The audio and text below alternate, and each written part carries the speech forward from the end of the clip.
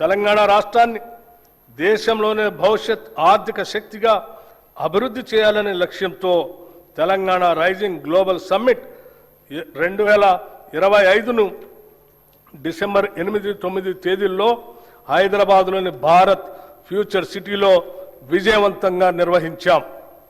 ప్రధాన రంగాలలో ప్రపంచ స్థాయి పెట్టుబడులను ఆకర్షించడానికి ఈ సమ్మిట్ ఒక ముఖ్య వేదికగా నిలిచింది.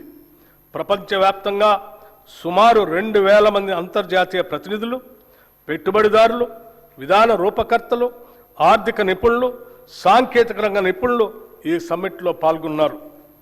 ఈ సమ్మిట్లో నోబెల్ బహుమతి గ్రహీతలు ఆర్థికవేత్త శ్రీ అభిజిత్ బెనర్జీ, సామాజికవేత్త శ్రీ కైలాష్ సత్యార్థి, ఆర్బీఐ మాజీ గవర్నర్లు శ్రీ దువ్వూరి సుబ్బారావు, శ్రీ రఘురామ రాజన్, ఆర్థికవేత్త శ్రీ అరవింద్ సుబ్రహ్మణ్యన్, యునైటెడ్ కింగ్డమ్ మాజీ ప్రధాని Shri Tony Blair, World Economic Forum ప్రతినిధి శ్రీ జెర్మీ జగ్గన్స్ వంటి ప్రముఖులు పాల్గొన్నారు. అదేవిధంగా పరిశ్రమల రంగం నుంచి శ్రీ శంతన్ నారాయణ్, శ్రీ ఆనంద్ మహేంద్ర, శ్రీ ప్రేమ్ వాట్సా, శ్రీ ఎరిక్ స్వైడర్ వంటి ప్రముఖ పారిశ్రామికవేత్తలు కూడా పాల్గొన్నారు. ఈ సమ్మిట్ సందర్భంగా తెలంగాణ రైజింగ్ విజన్ 2047 పత్రాన్ని అధికారికంగా విడుదల చేయటం జరిగింది. ఈ విజన్ పత్రం క్యూర్, ప్యూర్, రేర్ అనే 3 ప్రాంతాల ఆధారంగా సమతుల్య సుస్థిర అభివృద్ధి సాధించడానికి రాష్ట్ర దీర్ఘకాలిక అభివృద్ధి వ్యూహాన్ని ప్రతిపాదించింది. సమ్మిట్ సందర్భంగా దాదాపు 100 పైబడి ఎంఓయూలు కుదుర్చుకున్నాం. వీటి ద్వారా సుమారు 5,75,000 కోట్ల రూపాయలు పెట్టుబడులు పెట్టడానికి పెట్టుబడిదారులు తమ ఆసక్తిని వ్యక్తపరిచారు. హైదరాబాద్లో సాఫ్రన్ సిఎఫ్ఎం అంతర్జాతీయ ఏరోక్రాఫ్ట్ ఇంజిన్ యొక్క మెయింటెనెన్స్, రిపేర్ మరియు ఓవరాల్ ఎంఆర్ఓ సదుపాయ కేంద్రాన్ని ప్రారంభించడం ఒక చారిత్రాత్మక ప్రభుత్వ విజయం. గౌరవ ముఖ్యమంత్రి శ్రీ రేవంత్ రెడ్డి గారు దావోస్లో next gen life sciences policy 2026-2030ను ఆవిష్కరించారు. ఈ పాలసీ లక్ష్యం 2030 నాటికి ఆర్టిఫిషియల్ ఇంటెలిజెన్స్ పరిశోధనాభివృద్ధి మరియు ఆధునిక తయారీ రంగాల్లో తెలంగాణను ప్రపంచంలో మొదటి 5 లైఫ్ క్లస్టర్లలో ఒకటిగా నిలపటం. ఈ రంగంలో ఇప్పటిదాకా 73,360 కోట్ల పెట్టుబడుల్ని ఆకర్షించాము. దీనివల్ల 1,00,000 మందికి ప్రత్యక్షంగా మరియు 2,50,000 మందికి పరోక్షంగా ఉద్యోగాలు సృష్టించబడతాయి.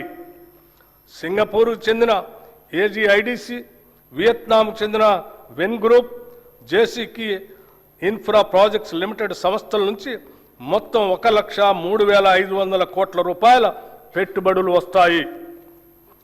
ప్రణాళికాబద్ధంగా అభివృద్ధి సాధించడానికి, ఈ అభివృద్ధికి ప్రజలను వారసులను చేస్తూ ముందుకు సాగటానికి అంతర్జాతీయ స్థాయిలో ఎక్కడా లేని విధంగా క్యూర్, ప్యూర్, రేర్ అనే 3 ప్రధాన ప్రాంతాలుగా గుర్తించాం.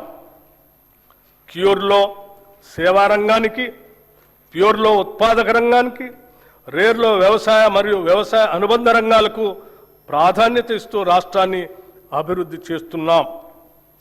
Hyderabad outer ring road ORR లోపల క్యూర్ ప్రాంతంలో technology, artificial intelligence, global capability సెంటర్లు, పరిశోధన, అభివృద్ధి, స్టార్టప్, ఫైనాన్షియల్ సర్వీసెస్ సంస్థలు మరియు ఇతర సర్వీస్ సెక్టార్లను అధిక విలువైన సేవల కేంద్రంగా అభివృద్ధి చేయాలని నిర్ణయించాం.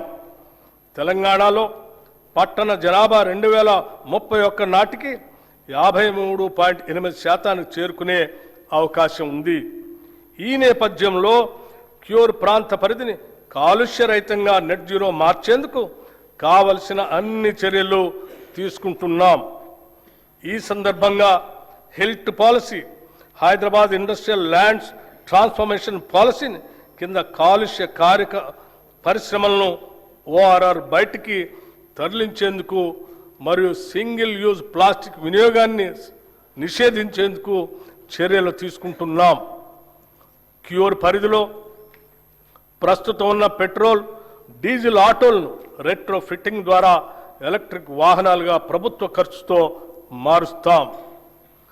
Peri urban region economy, outer ring road, regional ring road మధ్య ప్రాంతాన్ని మ్యానుఫ్యాక్చరింగ్ హబ్గా అభివృద్ధి చేయాలని లక్ష్యంగా పెట్టుకున్నాం.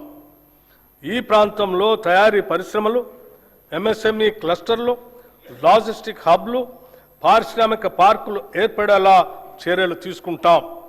దీని ద్వారా ముఖ్యంగా పెద్ద ఎత్తున ఉద్యోగాలు సృష్టించబడతాయి.